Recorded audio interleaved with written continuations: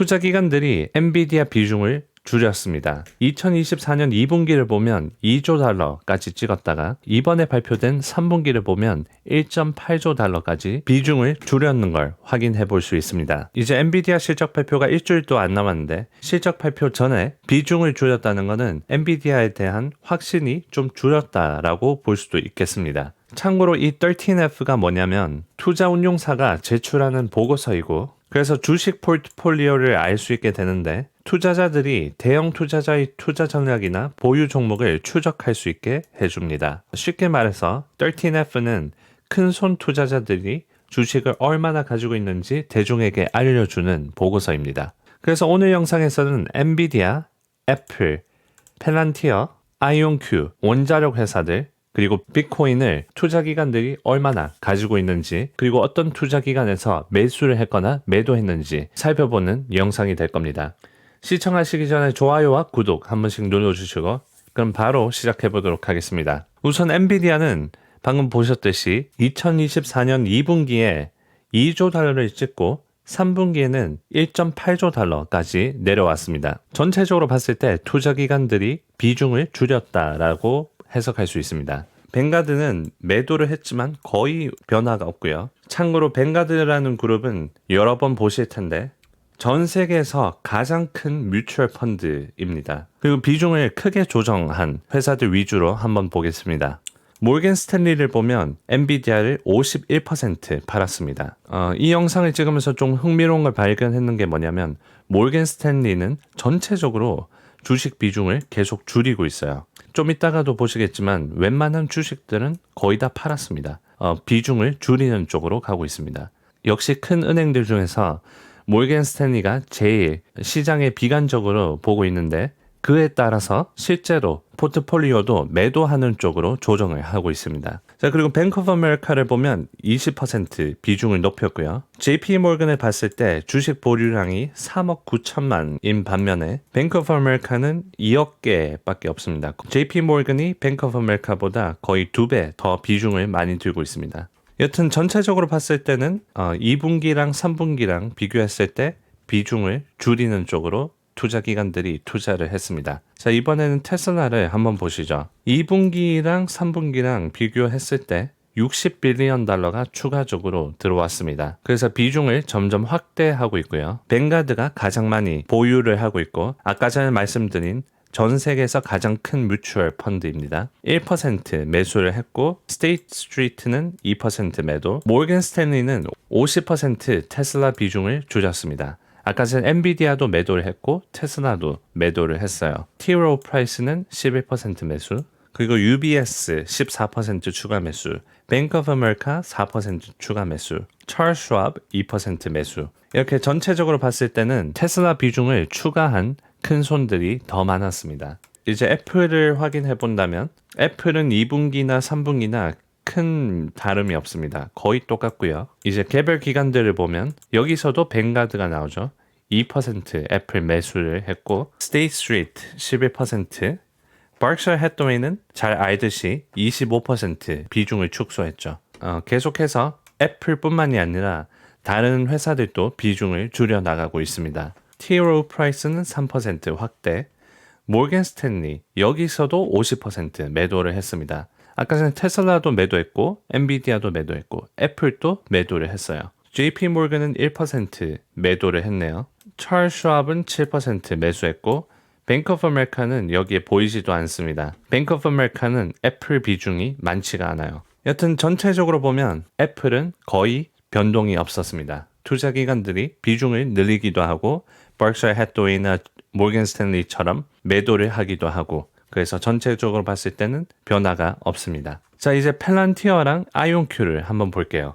펠란티어는 굉장히 흥미로운데 비중을 3분기에 엄청 크게 확대를 했습니다. 여태까지 조금씩 오르고 있다가 갑자기 여기서 급등해요. 그리고 펠란티어가 좀 흥미로웠던 거는 이사회 멤버인 알렉스 무어가 X 계정으로 포스팅을 옮겼는데 그 내용이 굉장히 흥미롭습니다. 참고로 알렉스 무어는 이 사람이고요. 이 창시자인 알렉스 카프 그 다음으로 가장 펠란티어에 영향력이 있는 이사회입니다. 펠란티어가 나스닥 안으로 들어간다라는 얘기가 나오고 이 포스팅을 올렸는데 이 내용을 읽어보면 그냥 전체적으로 약간 포모를 부추기는 그런 포스트예요. 요약을 하자면 이 펠란티어가 나스닥 안으로 들어가면서 이제 ETF들이 펠란티어를 사줘야 되는데 그렇게 해서 이 펠란티어 주가를 크게 올릴 것이다. 그래서 개인 투자자들에게 엄청난 수익을 안겨줄 것이다. 뭐 그런 내용입니다. 참고로 이 포스트를 올리고 저 포스트는 삭제되었고요. 계정도 삭제를 해버렸습니다. 아마 증권거래위원소에서 저런 걸로 흠잡을까봐 그런 것 같기도 하고요. 증권거래소 위원회 SEC에서 또 걸고 넘어질까봐 삭제했을지도 모르겠습니다. 여튼 펠란티어는 알렉스 무어가 그런 화제를 불러일으켰고 펠란티어가 하루 만에 11% 상승하는 그런 현상도 일어났습니다.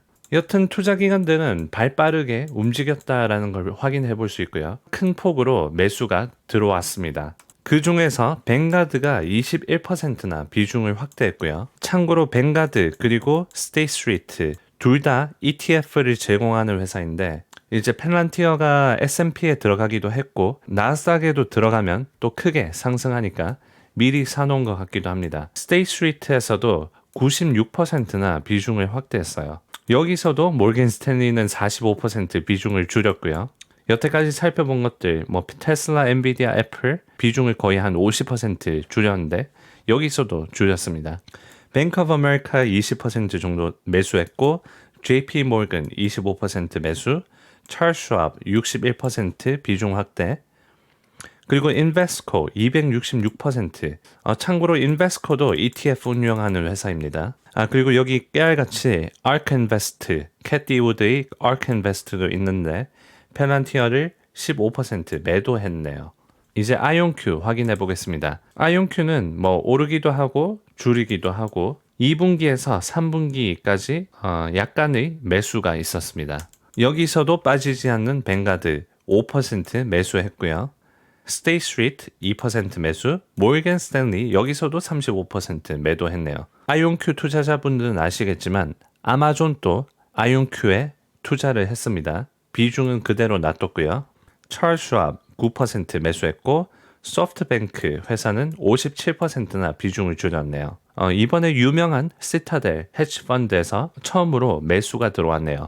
100만 주 정도 매수가 들어왔습니다. 뱅크 오브 아메리카 4% 비중 줄였고 골드맨삭스 138% 비중을 늘렸습니다. 그리고 바클레이스 투자기관에서 66% 매수했고요. 그래서 보시다시피 큰 은행들은 매수를 했는 편이고 전체적으로 봤을 때 아이온큐의 비중이 투자기관들은 매수를 했습니다.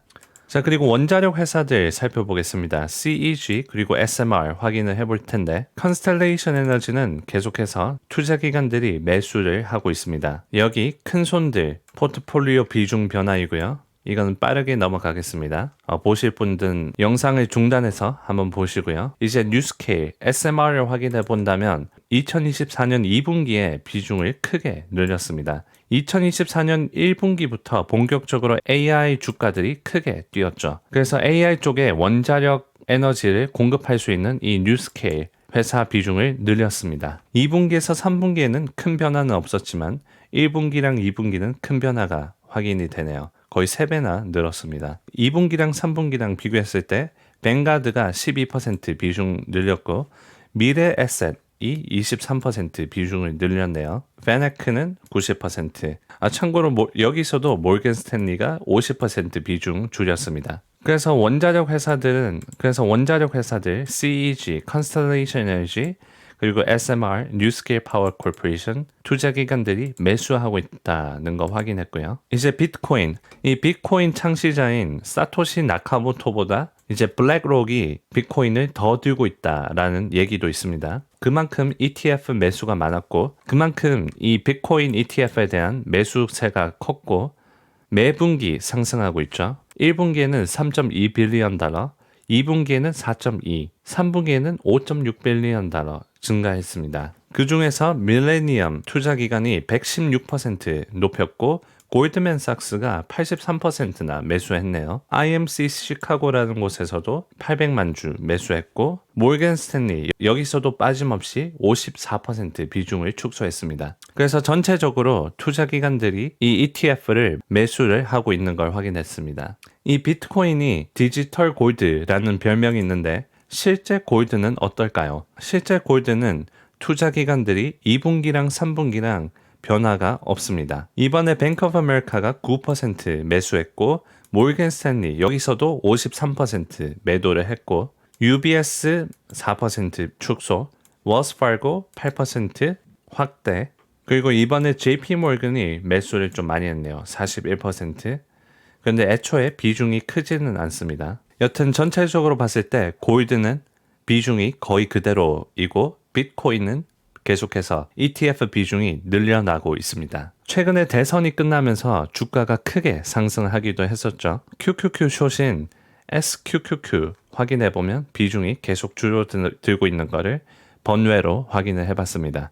자, 이렇게 오늘은 이번에 새로 공시된 소위 말해 큰손들의 포트폴리오 비중을 확인해봤는데 요약을 해보자면 엔비디아는 2분기랑 3분기랑 비교했을 때 비중이 축소되었고 테슬라는 비중이 확대, 애플은 거의 그대로, 펠란티어 비중은 크게 확대, 아이온큐는 소폭 확대, 컨스텔레이션 에너지 그리고 SMR은 비중 확대, 비트코인은 계속해서 확대, 골드는 거의 그대로, 그리고 숏은 축소되었는 것을 확인해 봤습니다. 자, 이렇게 개별 종목들 그리고 ETF 확인을 해봤는데 여러분들이 또 따로 분석을 원하는 종목이나 ETF가 있으면 채팅에다가 써주시고 그리고 이 영상이 도움이 되셨으면 좋아요도 눌러주시면 감사하겠습니다. 만약에 반응이 좋으면 다음 영상도 한번 이런 분석 영상으로 만들어 보겠습니다. 자, 그럼 다음 영상에서 또 정확한 미장 분석으로 돌아오겠습니다.